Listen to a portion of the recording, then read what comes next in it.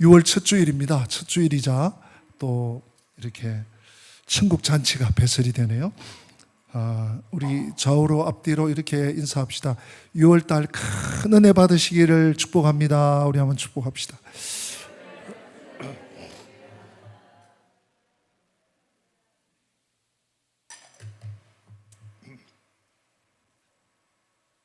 제가요, 솔직한 말씀인데 일부 예배, 이제 2부 예배 나오시는 분도 계시고 또 2부 예배 식구들한테 그게 제 솔직한 심정이니까 1부 예배가 설교를 제가 1부에도 하고 2부 예배도 똑같이 해요. 똑같은 설교를 하는데 그때마다 좀 감동이 다른데 1부 예배는 굉장히 편안합니다. 예, 편안해서 제 마음에 있는 얘기를 좀 많이 하게 되는 것 같아요. 여러분들이 그냥 주지하시고 목사님이 그런가 보다 하고 또 설교자를 위해서 여러분들이 기도해 주시면 참 좋겠습니다. 오늘 특별히 편안한 마음으로 말씀을 전하겠습니다. 20년 동안 그 하솔이죠. 하솔의 그 야빈의 군대 장관 시스라. 제가 왜 이 얘기를 자꾸 하는가 하면 제가 성경 읽어보니까 야빈은 뭐고 시스라는 뭐고 누가 우리 편이야? 누가 적군이야? 이게 헷갈리니까요. 성경 읽으면서 살짝 짜증이 나더라고요. 예. 그러다 보면 이거 무슨 말씀인지 그게 나하고 뭔 상관이 있는지 그렇게 좀 분간이라고 하나요? 구분이 좀 필요합니다. 하솔이라고 하는 나라의 왕은 야빈이에요.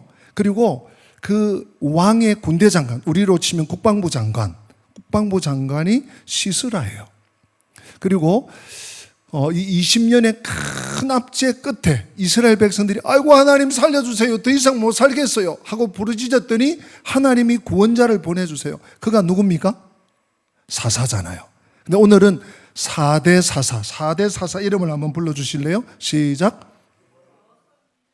이 제목대로 제가 4대 사사 그러면 여러분은 그 뒤에 읽어주세요. 4대 사사.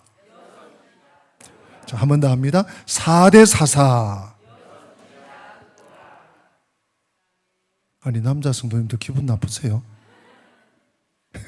입을 꼭 닫고 계신 분들이 3분 계시네.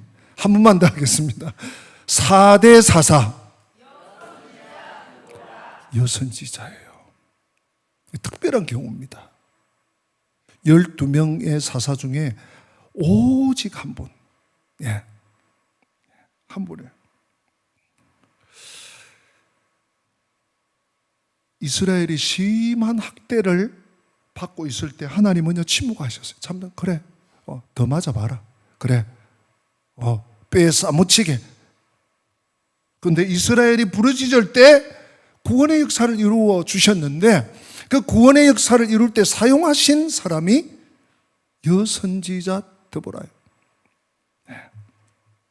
오늘 4절 5절 말씀은 드보라를 소개하는 내용입니다. 드보라가 어떤 인물이야? 네. 자, 우리 4절 어떤 인물인지 우리 한번 궁금한 마음을 가지고 별로 궁금 안 하지만 이렇게 소개한다고 하니까 궁금한 마음을 조금이라도 가지고 4절을 한번 읽어보겠습니다. 시작. 그때에 라피도세 아내 여선지자 드보라가 이스라엘의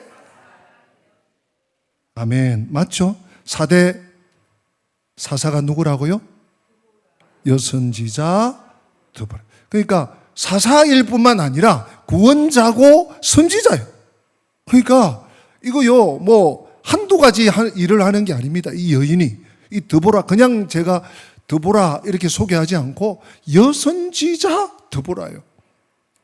그 여인이 하는 일은 사사, 좀 이따가 이제 5절을 읽으면 무슨 일을 하는지 또 나오지만 사사는 본래 재판하는 사람, 판관이에요. 판관, 재판장. 재판만 하는 게 아니라 전쟁에서 백성들을 구출해내. 누가? 드보라가, 여인이 수많은 무수한 개미떼같이 많은 남자들을 다 제쳐놓고 여인이 전쟁터에 나가서 이스라엘 백성들을 구출해와요. 구원자입니다. 그런가 하면 그는 하나님의 말씀을 대언하는 뭐라고요? 선지자예요. 대단한 사람이죠. 그가 네 번째 사사입니다. 이 여인이 네 번째 사사입니다. 여러분, 그런 질문을 혹시 가지시는 분이 우리 일부 예배 나오신 식구들 중에 계실까요? 왜 여사사지? 1대, 2대, 3제는 에훗, 삼갈, 온니엘도 그랬지만 에훗, 삼갈, 하나님이 이런 사람을 쓰시는구나, 이런 사람도 쓰시는구나 했는데 4대 사사 이제 누굴까 했는데 여선지자예요. 왜 여사사인가? 오늘 본문 우리가 다시 읽었습니다마는 라피도스의 아내라 그래요. 라피도스의 아내. 우리말 누구누구의 아내 이렇게 번역이 되었습니다. 라피도스라고 하는 사람의 아내겠죠. 우리식으로 받으면. 근데 이것이 히브리어 원어에는 이렇게 나옵니다. 에스웨트 라피돗. 에스웨트 라피돗. 여기서 라피돗은 문자적으로는 횃불을 말해요. 횃불. 횃불 아시죠? 요즘은 성화 봉송, 올림픽이나 이런 거 할 때 성화 봉송할 때나 횃불을 들지 잘 안 쓰는데 옛날에 횃불이 있었어요. 그죠? 이 횃불들이라는 의미예요. 라피돗이라는 말이에요. 예. 그러면 이 라피돗이 횃불들이라면 횃불들의 안에 이렇게 대체할 수 있겠죠? 예. 그리고 에스웨트 라피돗이라는, 에스웨트는 누구누구의 아내다 라는 의미도 있고요. 혹은 어떤 여자다 이렇게도 번역이 됩니다.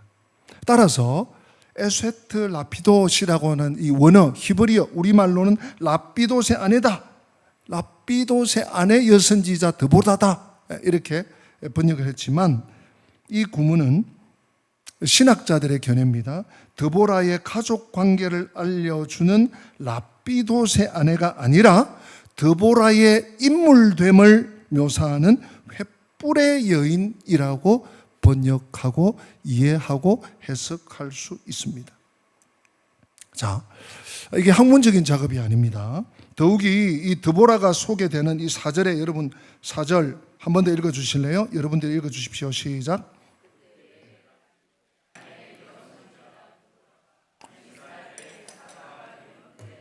아멘. 여기서 7단어가 나옵니다. 드보라, 여자, 여선지자, 또 누구누구의 여자, 아까 제가 에세트라 그랬죠. 그 다음에 라피돗, 횃불, 그녀, 사사가 되다. 이 7단어가 모두 언어로 여성형이에요. 예. 그렇기 때문에 이 히브리어를 아는 사람들이 이 4절 본문을 읽으면 뭐라고 할까요? 드보라의 여성성에 대해서 깊은 인상을 받을 수밖에 없어요. 횃불의 여인이다 라는 것에서부터 시작해서 7개의 나열되는 단어들이 다 여성형이에요. 안 그래도 누구의 아내다 그러고 여선지자 드보라다 그러니까 여자가 사사가 됐구나 이렇게 생각할 수 있는데 이 더 이렇게 강하게 밀려오는 것이죠. 심지어 이 드보라가 소개되는 이 구문의 첫 부분, 오늘 4절의 첫 부분을 문자적으로 번역하면 이래요. 여러분 들어보세요. 드보라는 여자인 여선지자였다. 또는 여자인 드보라는 여선지자였다. 말이 됩니까? 네. 좀 어색해요. 어색한 문장이 나올 정도로 원어는 이렇게 네 번째 사사 드보라의 여성됨을 강조하고 있습니다. 요컨대 드보라를 이해하는 데 가장 중요한 것은 드보라가 여성이었다는 사실입니다. 드보라는 여자였음에도 불구하고 오늘 5절 같이 읽어볼까요? 5절 시작. 그는 에브라임 산지 라마와 베델 사이 드보라의 종려나무 아래에 거주하였고 이스라엘 자손은 그에게 나아가 재판을 받더라. 여자였음에도 불구하고 남녀, 노유, 큰 일, 작은 일, 중요한 일, 어려운 일, 나라의 일, 개인의 일, 뭐 사업의 일, 장사의 일, 모든 것을 이 재판을 사사의 역할을 감당을 했어요. 대단하지 않습니까, 여러분? 네.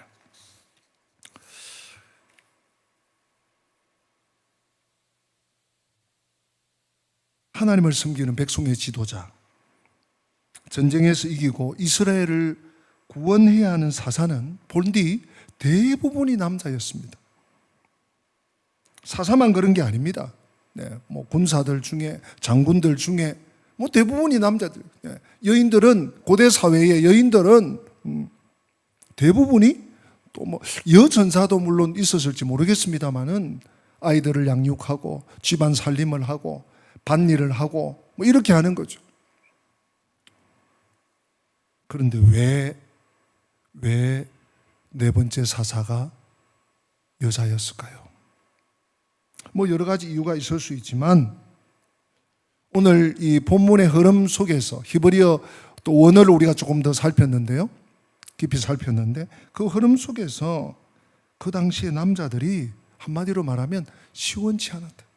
시원치 않았다. 남자들이 이해하십시오. 남자들이 오죽 못났으면 여선지자를 사사로, 구원자로, 전쟁의 전사로 세우겠습니까? 이 남녀 차별이 아닙니다. 큰일 나죠. 신체적, 사회적 관념의 차이로 직무나 역할이 다른 거예요. 여성이 하는 일, 남성이 하는 일. 뭐 오늘 현대에서는 또 여러 부분이 겹쳐지게 됩니다만 오늘 우리가 사는 시대는 육아를 남성들이 많이 해요. 우리 지금 20대, 30대, 뭐 40대까지 가는지 모르겠습니다. 저희들이 저도 28살에 결혼을 했는데 20대, 30대, 40대를 지날 때는 상상할 수도 없는. 제가 부교육자 시절에 아이를 한번 품에 안고 교회를 거닌다? 불호령이 떨어질 판입니다. 한 번도 그런 적이 없어요. 한 번도. 그래 보질 못했어요. 그게 통념이었습니다. 그런데 오늘날은 어때요? 완전히 바뀌어졌어요. 완전히. 뭐 부목사님들도 얼마든지 뭐 애기 안고 뭐 이렇게 애기하고 놀아주고 그런 양육권이 이제 아빠에게도 좀 많이 넘어간 그런 시대가 되었습니다. 이 메시지가 처음에 있습니다. 뭐 다른 얘기 사실 그 드보라가요 대단한 사사예요. 그를 필적할 사람이 그 후에 나올 수 있을까 할 정도로 정말 대단한 그 기계와 그 믿음, 오늘 우리 보게 되겠지만 이 드보라의 믿음과 하나님을 향한 중심, 또 전쟁에 대한 어떤 전투력이라고 할 수 있겠죠. 전투력. 대단한 여인이에요. 오늘 이어지는 이제 4절, 5절에 우리가 다시 한번 읽은 것처럼 드보라가, 여선지자 드보라가 과연 어떠한 사람인가, 그가 어떠한 여인이길래 이스라엘의 네 번째 제4대 사사가 되었던가를 간략하지만 명확하게 설명해 주고 있습니다. 자, 그 다음 이제 6절부터 보면 이제 드보라가 사람을 보내가지고 그의 군대 장관을 부릅니다. 그의 군대 장관은 누군가 하면 바락이에요. 바락. 여러분, 드보라의 이름의 의미는, 히브리어 이름의 의미는 꿀벌이에요. 근데 그의 군대 장관의 이름은 장관다워요. 번개입니다. 번개. 꿀벌과 번개. 번개와 꿀벌의 대조가 이제 6절부터 오늘 본문 마지막 10절까지 쫙 보여주고 있습니다. 두 사람의 대조예요. 자, 4대 사사의 이름이 누구라고요? 여선지자 드보라. 드보라의 군대 장관은 누구라고요? 바락. 바락의 이름의 뜻은 뭐라고요? 번개. 드보라의 이름의 뜻은 꿀벌. 꿀벌 윙 날아다니는 꿀벌. 자, 그러면 이 두 사람을 어떻게 성경은 대조하고 있는지 한번 보십시다. 드보라가요, 바락을 아마 자신이 아까 우리 5절에서 본 것처럼 어디와 어디 사이죠? 라마와 베델 사이, 뭐 라마의 수도 있고 베델의 수도 있고 거기 있으면서 군대 장관을 불러서 군대 장관 바락을 번개야 와라 하고 불른 거예요. 오니까 이 드보라가 사사이기도 하고 또 구원자이지만 또 뭐죠? 선지자예요. 그래서 하나님의 뜻을 전합니다. 야, 네가 지금 군사들 데리고 10,000명을 데리고 가라. 그러면 하나님이 그 하솔의 군사 900대의 철병거를 가지고 있는 시스라를 너한테 붙인단다. 이렇게 하나님의 명령, 이거는 명령이거든요. 하나님 명령이라는 단어가 나옵니다. 나중에 한번 보겠지만은요. 한번 보고 지나갑시다. 우리 6절 같이 읽어보십니다. 드보라가 사람을 보내어 아비노함의 아들 바락을 납달리 게데스에서 불러다가 그에게 이르되 이스라엘의 하나님 여호와께서 이같이 명령하지 아니하셨느냐? 너는 납달리 자손과 스불론 자손 10,000명을 거느리고 다볼산으로 가라. 하나님의 명령을 선지자요 사사인 드보라가 자신의 군대 장관을 불러서 바락을 불러서 명령을 전해줬어요. 그러면 하나님께서 7절에 그 명령이 이어집니다. 내가 야빈의 군대 장관 시스라와 그의 병거들과 그의 무리를 기손강으로 이끌어 내게 이르게 하고 그를 누구 손에? 바락 너 손에 넘겨주겠다. 여러분, 이 엄청난 정보고요, 엄청난 하나님의 미션입니다.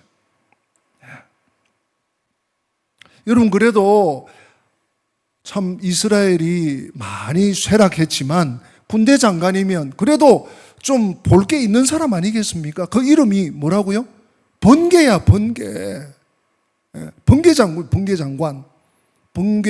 장관 내지는 번개 장군이야.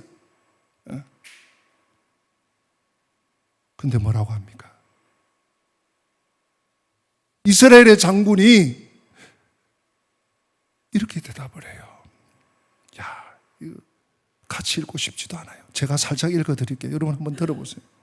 8절 바락이 그에게 드보라 사사에게 이렇게 얘기합니다. 이르되 만일 당신이 나와 함께 가면 내가 가려니와 만일 당신이 나와 함께 가지 아니하면 나도 가지 않겠소. 누가 누구에게요? 바락이 드보라에게. 드보라가 하나님의 뜻을, 하나님의 계시를, 하나님의 명령을 받아서 장군을 불러서 야, 하나님이 이번 전쟁을 너에게 맡기신다. 가라. 10,000명을 이끌고 가라. 시스라와 900대의 병거를 너에게 맡기신다. 어디입니까? 저 기손강으로 이끌어 너에게 맡기신다. 그랬더니 번개라는 장군이 듣고는 근데 사사님, 선지자님, 만일 드보라 당신이 나와 함께 가면 가겠습니다. 근데 만일 당신이 안 가면 나도 안 갑니다. 못 갑니다. 이게 드보라 시대에 이스라엘을 대표하는 장군의 모습입니다. 여러분 좀 은혜가 됩니까? 기가 막히지 않습니까? 이게 무슨 일 하는 겁니까? 바락은 드보라의 말을, 하나님의 명령을 들었지만 그 안에 담긴 여호와 하나님의 말씀을 듣지 못한 거예요. 글쎄요, 장난같이 들었을까요? 그렇진 않을 것 같은데, 드보라의 가라 하는 여호와의 명령이 바락의 대답에는 마치 장난기 섞인 메아리처럼 들렸나 봅니다. 이 바락이라는 이름이 번개라 그랬죠. 사실 여러분, 번개는요, 하나님이 사용하시는 금, 활, 창 같은 하나님의 도구예요. 출애굽기, 욥기, 시편 여러 곳에 보면 하나님은 번개를 자신의 무기로 삼으십니다. 하나님이 번개 보고 가라 하면 번개는 가는 거예요. 이 번개가 오늘날 우리가 사는데도 지금 오늘 내일도 번개가 한번 칠지 모르겠습니다. 하나님이 가라 하면 가는 거예요. 여러분 욥기 38장 35절 이런 말씀이 있습니다. 좀 긴데 요약하면 이런 얘기예요. 내가 하나님께서 욥에게 자신의 존재를 드러내면서 네가 이거 아느냐? 이거 할 줄 알아? 하면서 질문하는 내용인데요. 들어보세요. 네가 번개를 보내어 가게 할 수 있느냐? 욥에게 하나님 물었어요. 하나님은 번개를 보내시거든. 욥 너 이런 거 할 수 있어? 네가 어떻게 하나님을 평가하고 판단하고 그럴 수 있어? 그 얘기거든요. 하나님은 번개를 보내면 번개는 갑니다. 그러나 이상하게도 이 번개 바락은 안 가요. 못 가요. 성도 여러분, 이게 뭐 얘기합니까? 만일 드보라 당신이 가면 나도 갈게요. 나 혼자는 떨려서 안 돼. 철병거 900대인데. 안 그래도 우리가 지금 기가 팍 죽어서 20년 동안 중리산이 하는데 어떻게 가요? 만일 당신이 가면 나도 갈게. 만일 당신이 안 가면 난, 여러분 8절 잘 보세요. 만일 두 번 만일이 있어. 만일 조건부예요. 조건부. 이게 무슨 말입니까? 오늘 우리가 이렇게 살고 있지 않습니까? 하나님께 흥정하듯이 하나님 만일 나를 이렇게 해주시면, 하나님 만일 나에게 이런 축복을 주시면, 하나님 만일 나에게 이런 능력이 있습니다. 하나님께 조건을 달고 있지는 않습니다. 그렇다면 우리는 오늘 이 시대의 바락이에요. 이름만 번개야. 이름만 성도야. 이름만 예수쟁이야. 하나님의 명령과 약속에 늘 조건을 붙이는 자들이 우리의 모습은 아닌지 우리는 한번 이 말씀 속에 만일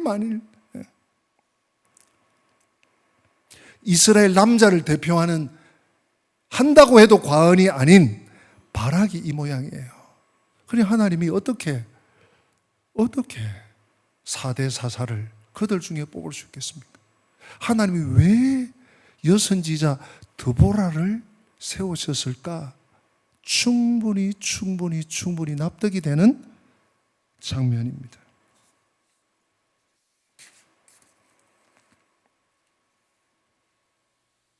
못난 바락이 못하겠다고 하니까 할 수 없이 작전을 변경해요. 못하겠다고 한다 어떡해요? 답답하고 피곤한 일입니다. 그래서 이제 드보라 사사가 이렇게 작전을 바꿉니다. 작전명을 어떻게 했는지 모르지만 이렇게 바꿉니다. 여러분 우리 9절 드보라의 말을 한번 들어보십시다. 시작. 이르되 내가 반드시 너와 함께 가리라. 그러나 네가 이번에 가는 길에서는 영광을 얻지 못하리니 이는 여호와께서 시스라를 여인의 손에 파실 것임이니라 하고 드보라가 일어나 바락과 함께 게데스로 가니라. 아멘. 이 시스라는 적군의 적장입니다. 그죠? 적군. 하솔 왕 야빈의 군대 장관이에요. 드보라가 뭐라고 합니까? 만일 당신이 가면 내 갑니다. 만일 당신이 안 가면 나 못 갑니다. 조건을 딱 거니까 드보라는요, 바로 내가 반드시 가려.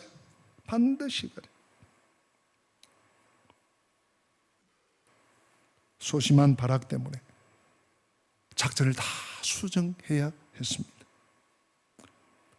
이 바락이 믿음이 없었던 거예요, 여러분. 믿음의 차이입니다. 하나님의 말씀에 절대 순종하는가 못하는가는요, 상황의 차이가 아니에요.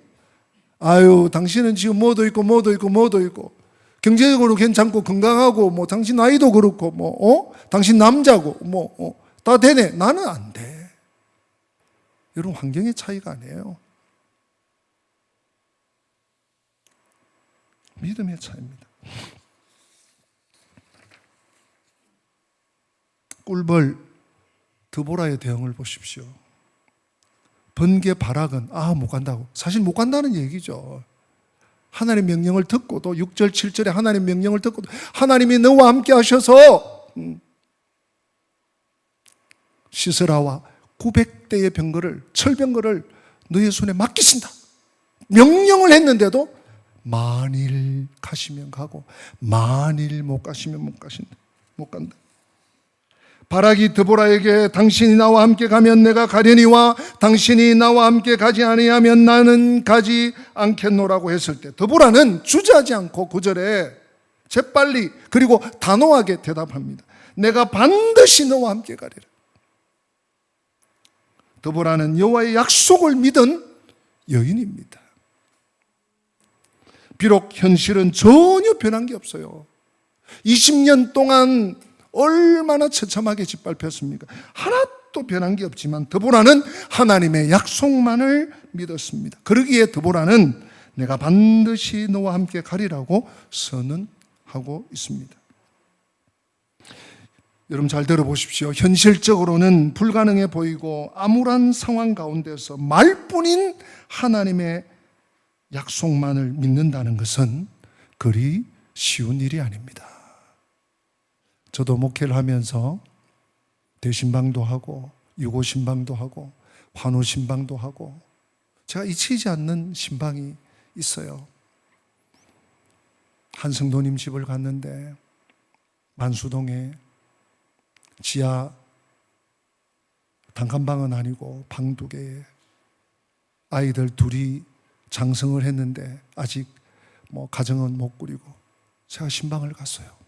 목사님, 우리 집은 언제나 좀 펴질 수 있나요? 목사님, 우리 집은 언제나 좀 마음 놓고 살 수 있나요? 목사님, 제가 해줄 말이 없어요. 아이고 집사님, 하나님 믿고 의지합시다. 하나님의 때가 있겠죠. 하나님이 회복하시겠죠. 여러분, 그 가정이요 지금 잘 돼가지고 얼마나 잘 사는지 몰라요. 얼마나 잘 나가는지 몰라요. 집을 2채, 3채를 사고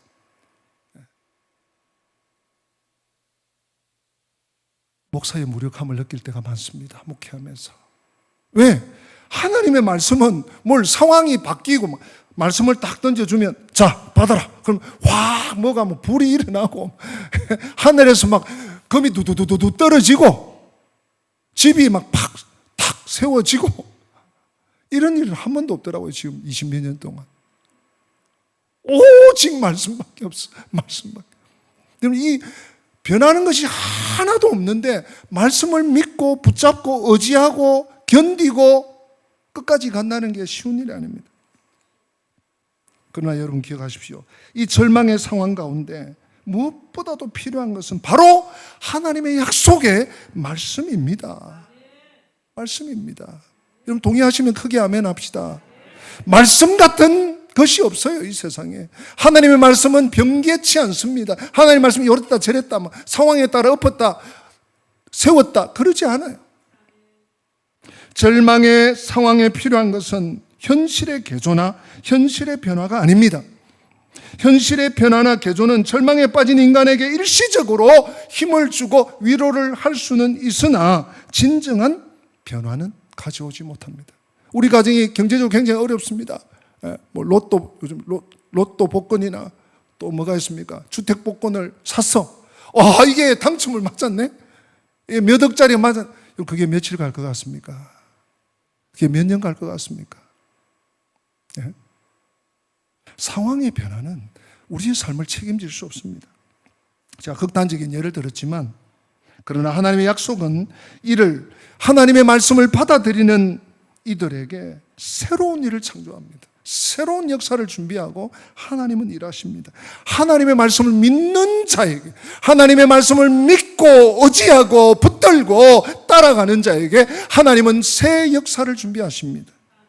따라서 하나님의 약속은 단지 말뿐에 지나지 않는 것처럼 보여도 이 약속을 믿는 자들에게는 진정한 새로움을 만들어내는 원동력이 됩니다. 드보라가 바락에게 하나님의 약속을 전할 때 현실적인 대안을 제시한 것은 아니었습니다. 그냥 하나님의 명령을 전달한 거예요. 바락을 불러가지고. 그저 하나님의 승리의 약속만을 전한 것뿐입니다. 그러나 드보라는 그저 자신도 믿지 못하는 약속을 전달한 것이 아니었어요. 자기가 확실히 믿고 신뢰하는 것을 전한 하나님의 사자였습니다. 그것이 드보라의 반응 속에 나타나는 거예요. 내가 너와 간다. 너만 보내는 게 아니고 나도 간다. 사랑하는 성도 여러분, 진실로 우리가 하나님의 약속을, 그 말씀을 믿는다는 것은 엄청난 힘입니다. 엄청난 능력이 됩니다. 엄청난 권세를 누리게 될 줄로 믿습니다. 이번 사경에, 말씀 사경에, 아이고 뭐 우리 해마다 하던 부흥회 이제 몇 년 만에 한번 하네. 시간 되면 한번 와볼까? 안 되면 말까? 다른 약속 있네. 아이고 안 되네. 여러분, 그렇게 살면 내 인생은 그걸로 끝입니다. 정말 생명의 말씀, 하나님이 나를 위해서 우리 교회 공동체에 주시려고 예배한 말씀, 그 기다리는 마음으로 말씀을 받을 때 하나님의 역사는 시작되고 하나님은 일하기 시작합니다. 드보라는 하나님의 승리를 믿으니 두려울 것이 없어요. 그래서 두려움 없이 나가는 것입니다. 바락은 믿음이 약했습니다. 그래서 두려워 떠는 거예요. 만일 당신이 가면 가고, 만일 당신이 안 가면 못 가고, 이게 뭐 하는 거예요? 하나님께 조건을 걸 수 있습니까? 바락의 원대로 되었지만 영광은 물 건너 갔습니다. 여호와께서 시스라를 여인의 손에 붙여 죽게 하고 맙니다. 우리 그 장면을 다음번에 보게 될 것입니다. 사랑하는 성도 여러분, 오늘 말씀의 결론을 좀 내립니다. 하나님은 남자라고, 지위가 높다고, 돈이 많다고, 능력과 열심이 있다고 쓰시는 게 아니에요. 하나님은 오직 믿음의 사람을 쓰십니다. 한번 받아서 합시다. 하나님은 믿음의 사람을 쓰신다. 아멘입니까? 거기 아멘 합시다. 아멘. 믿음의 사람이 누굽니까?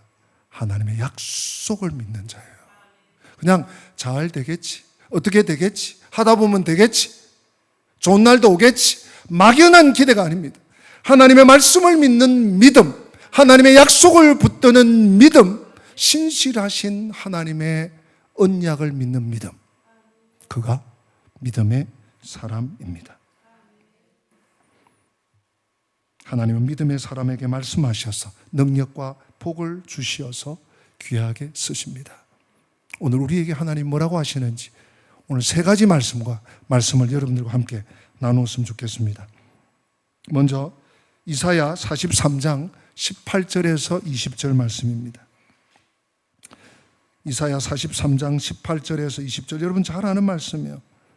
자, 우리 한번 교독해 봅시다. 18절 제가 읽고요, 19절 여러분들, 20절 같이 읽습니다. 너희는 이전 일을 기억하지 말며 옛날 일을 생각하지 말라.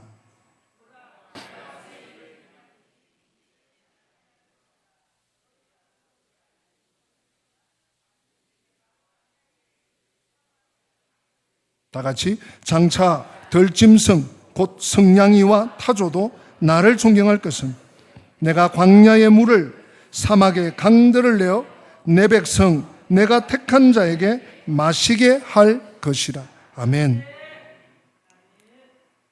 사랑하는 여러분, 하나님은요 광야의 길을 내십니다.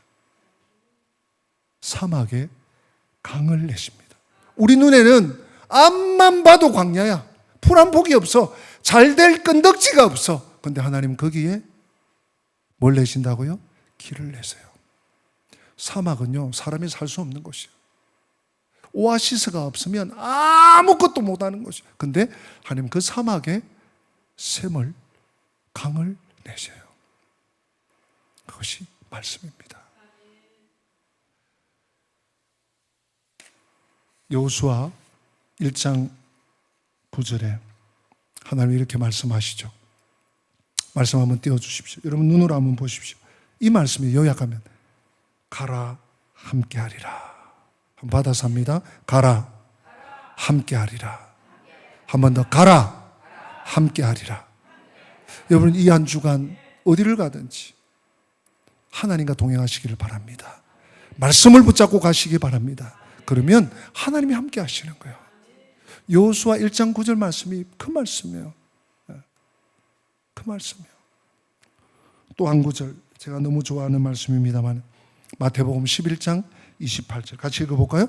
수고하고 무거운 짐진 자들아 다 내게로 오라 내가 너를 쉬게 하리라. 아멘. 여러분 이 말씀 참 요즘같이 이렇게 팍팍한 세상에 이 전도지에만 넣고 사용할 말씀이 아니에요. 수고하고 무거운 짐진 자들아 다 어떻게 하라고요? 내게로 오라. 여러분 다른 곳에서 힘을 얻으려고 하지 마십시오. 다른 누구에게 위로를 받으려고 하지 마십시오. 다른 누구에게 도움을 받으려고 하지 마십시오. 주님이 말씀하시잖아요. 오라! 오라! 쉬게 하겠다. 가라! 함께 하리라. 오라! 쉬게 하리라. 우리의 믿음은 말씀을 붙잡는 믿음이에요. 하나님의 영생하도록 있는 말씀을 믿는 믿음입니다. 이 말씀이 우리의 삶에 깊이 뿌리 내리는 복된 이 한 주간 특별히 다시 복음 앞에 서는 그래서 하나님의 말씀을 받는 이 한 주간이 되시기를 주님의 이름으로 부탁하고 축복합니다. 우리 다 함께 기립하십니다. 세상은 전쟁으로, 세상은 고유가로, 세상은 고환율로, 고이자로 참 시끄럽고 흔들리고 요동치고 난립니다. 그때 우리가 붙잡아야 될 것은 무엇인지 이 찬양 속에 답을 얻읍시다.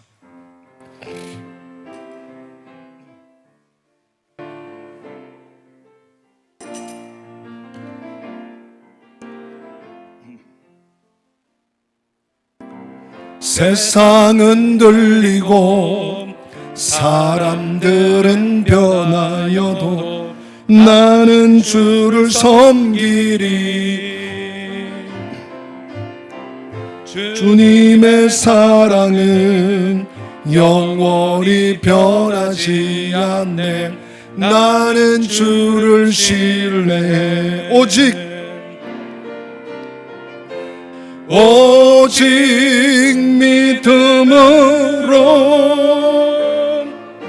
믿음으로 내가 살리라.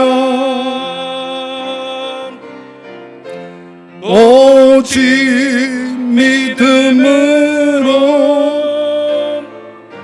믿음으로 내가 살리라. 믿음 흔들리고 사람들 주를 떠나도 나는 주를 섬기리. 아멘. 주님의 나라는 영원히 쇠하지 않네. 나는 주를 신뢰. 오직 믿음으로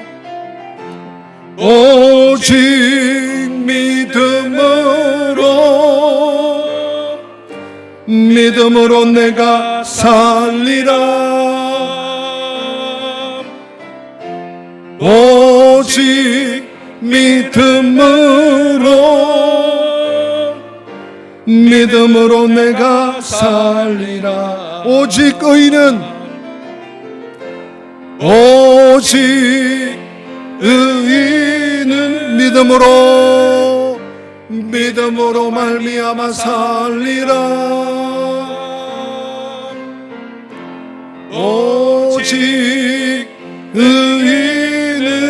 의인은 믿음으로 말미암아 살리라. 이 시간 우리 받은 말씀을 한번 떠올리면서 묵상하면서 하나님 말씀을 내 마음에 올려놓으면서 한번 기도하면 좋겠습니다. 혹시 우리가 오늘 이 시대를 어떻게 살아가고 있습니까? 세상의 모든 것이 흔들리고 있습니다.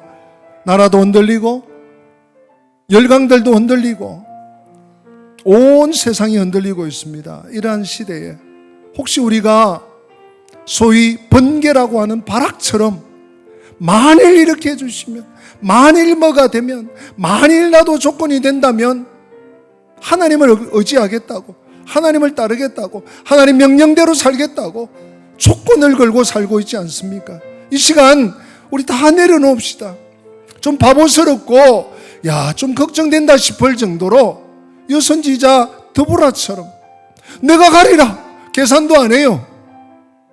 내가 가리라. 왜? 하나님을 의지하니까, 하나님을 믿으니까, 말씀을 믿으니까. 오늘 우리 좀 하나님 앞에 바보가 되어 봅시다. 하나님이 우리의 삶을 붙잡고 계십니다. 하나님이 우리 지나온 1월부터 5월까지 이제 6월 첫 주일입니다만은 봅시다. 내가 뭘 그렇게 대단했습니까? 하나님이 붙잡아 주셔서 여기까지 왔잖아요. 하나님께 맡깁니다. 하나님을 의지합니다. 말씀을 신뢰합니다. 주님 말씀을 붙잡고 살겠습니다. 주여 저에게 믿음을 다하여 주시옵소서. 이 시간 주님 이름 한번 부르고 기도하십니다. 주여, 하나님 아버지, 여전히 연약하고 우리의 현실은 바뀌어진 것이 없습니다. 나의 모습도 변화된 것이 없습니다. 세상은 흔들립니다. 온 세상이 흔들리고 아버지 하나님 야단 법석입니다. 이러한 시대 속에 아버지 하나님, 내가 무엇을 붙들고 살아야 합니까? 무엇을 의지하고 살 수 있겠습니까? 하나님 아버지, 나의 마음과 나의 생각과 특별히 나의 믿음을 다하여 주옵소서. 주여 저에게 믿음을 다하여 주셔서 주님만, 말씀만, 하나님의 언약만 붙잡고 하나님의 명령을 신뢰하고 주님을 따라가게 하여 주옵소서. 주님을 신뢰하고 말씀을 신뢰하고 말씀을 붙잡고 믿음으로 살아내게 하여 주시옵소서. 주님 감사합니다. 아멘. 가라 함께하리라, 오라 쉬게 하리라. 말씀을 붙잡고 믿음으로 승리하게 하여 주시옵소서. 주 예수 그리스도의 은혜와 하나님 우리 아버지의 변함없는 사랑과 보혜사 성령님의 교통하심이 믿음으로 결단하고 믿음으로 말씀을 붙잡고, 세상이 볼 때는 어리석은 자 같으나 주님 약속을 붙잡고 말씀을 붙잡고 믿음으로 살기를 결단하고 결의하고 하나님의 전을 떠나는 주의 백성들 머리 위에, 저들의 삶의 모든 길 여정 위에 지금부터 영원토록 함께 계실지어다. 아멘. 아멘.